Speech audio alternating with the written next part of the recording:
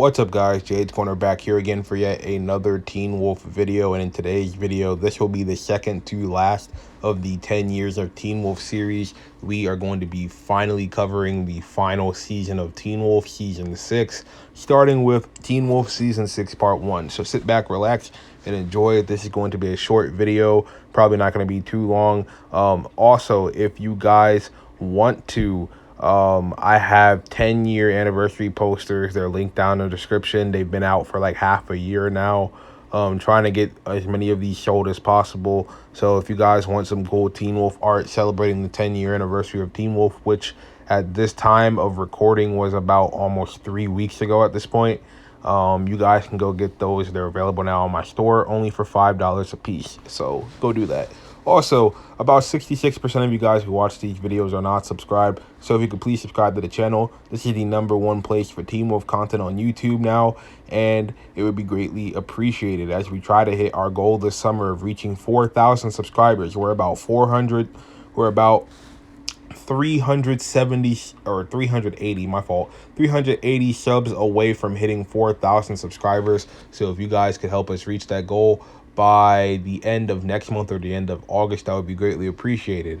Now, without further ado, let's get into talking about Teen Wolf season 6 part 1. Now, honestly, this is my second favorite season of the show, and I have said this ever since the season first came out. I watched this season live on air, and all Teen Wolf fans know the road to season 6 was one of the most wild experiences in the history of Teen Wolf ever, because we had no clue what the hell was going to happen with the rest of the series. For a long time, everybody thought that season 5 was going to be the end, and Apotheosis, the way it ended, it really made it seem like it was going to be the end. But we kind of had hints of a new season coming with that ending of Garrett Douglas escaping from the tube in the Dread Doctor's lair. So yeah, we kind of knew a new season was coming, but we were very unsure at the time.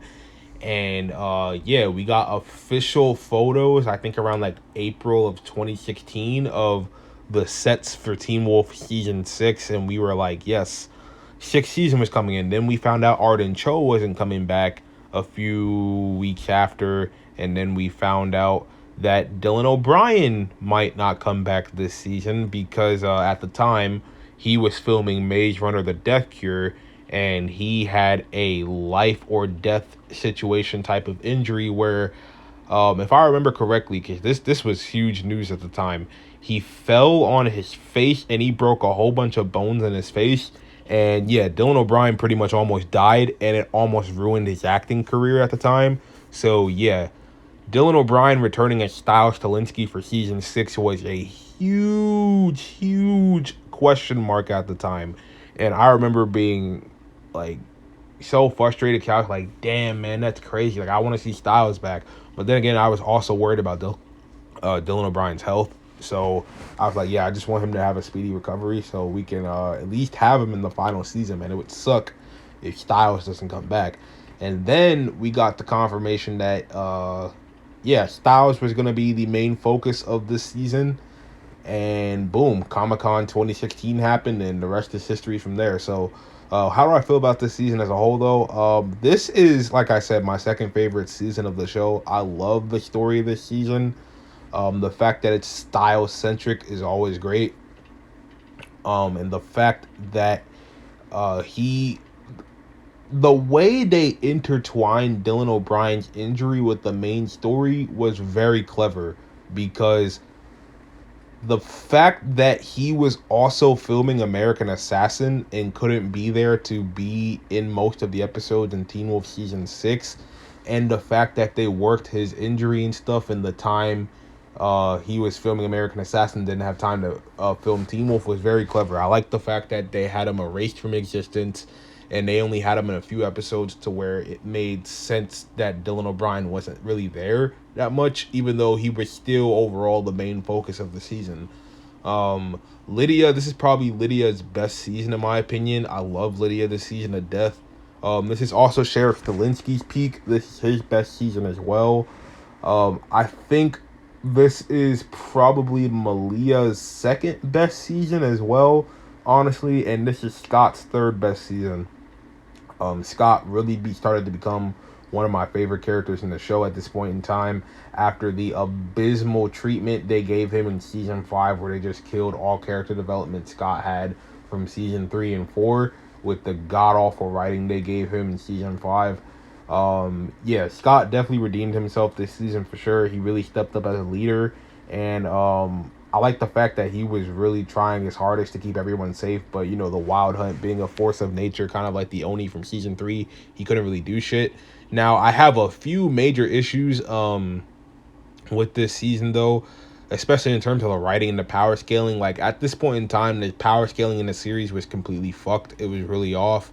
And a lot of shit didn't really start to make sense. Like even at the time when I was like 14 years old or 13 watching this season, I was like, the power scaling is kind of off. Like it doesn't make sense that Scott is losing to Ghost Riders and he's losing to Dread Doctors, but Garrett Douglas, who is said to have the power of all three creatures, and it's like we don't know if it's an addition or a multiplier, but he still had the power of all three creatures, and the fact that he had a he had a draw with Scott, it didn't make sense. Like Garrett Douglas should have annihilated Scott. I've been a proponent for that for years upon years, ever since that episode first premiered.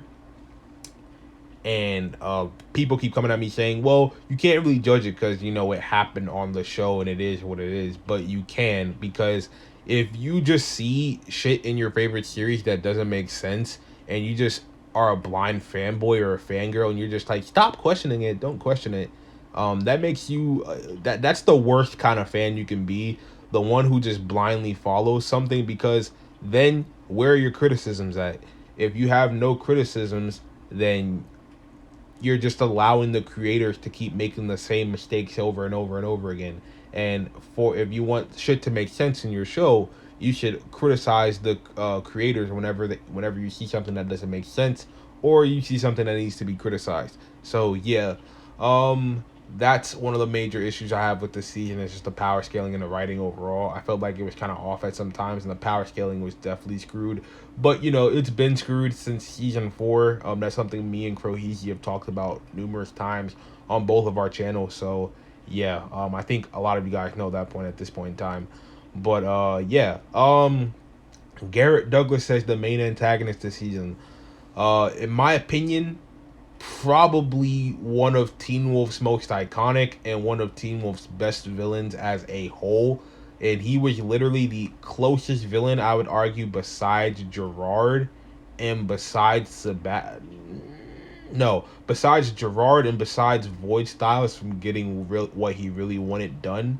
Like literally, Scott was like 5 seconds away from fucking up the entire goal of what he was trying to achieve, which was bring everybody back from the Wild Hunt and save Beacon Hills. Like, if Scott didn't get to the diverter within like milliseconds away from him fighting Douglas, then yeah, everybody in Beacon Hills would have been screwed.